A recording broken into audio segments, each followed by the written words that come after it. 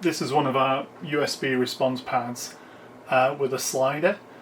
So basically it's got 4 buttons as standard. You can put them within a given region and we'll custom laser cut that. It can be different colours, sizes and clear caps.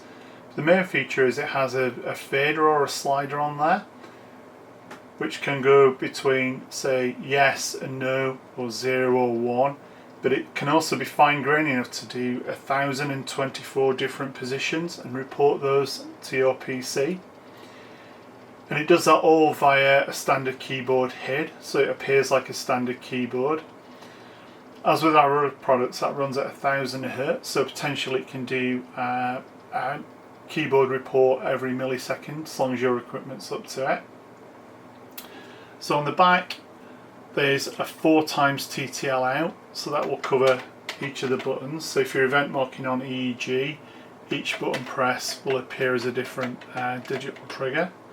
You can have 4 external buttons plugged in, so they might be handheld triggers or they might be Pico buttons that you can press down.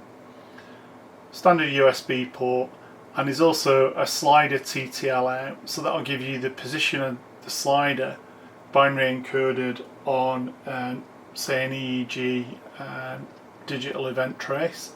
And you can also have 2 TTL ins going into the pad, which will give you keystroke outs. So what I'll do is I'll just plug that in to the USB and I'll show you that working with our app, which will give you the position of the slider and the buttons, etc. So I'll just plug that into my PC there. Again, works on PCs, Macs, Android tablets, iPads or phones or anything like that. Unfortunately I just caught something there on the keyboard, but I'll start our app off so you can actually see it working.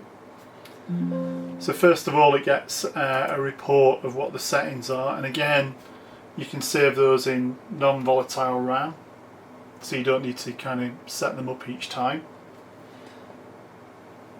So what I'll do is I'll just show you that working in the current mode, so you can see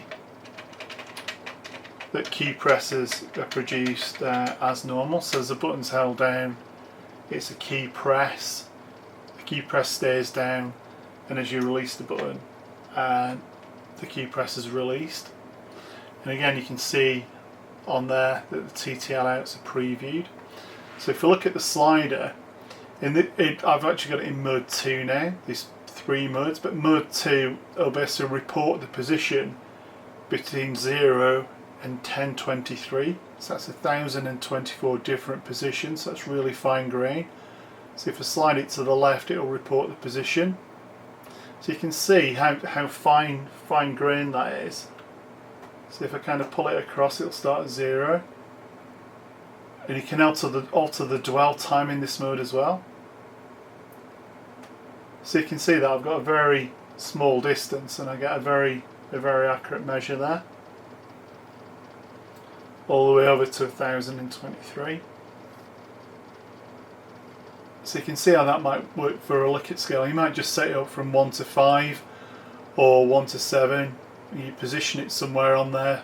You can give visual feedback or not, or you can use it in an almost analog mode with 1024 positions, and you could press green, say, to accept that response and move on.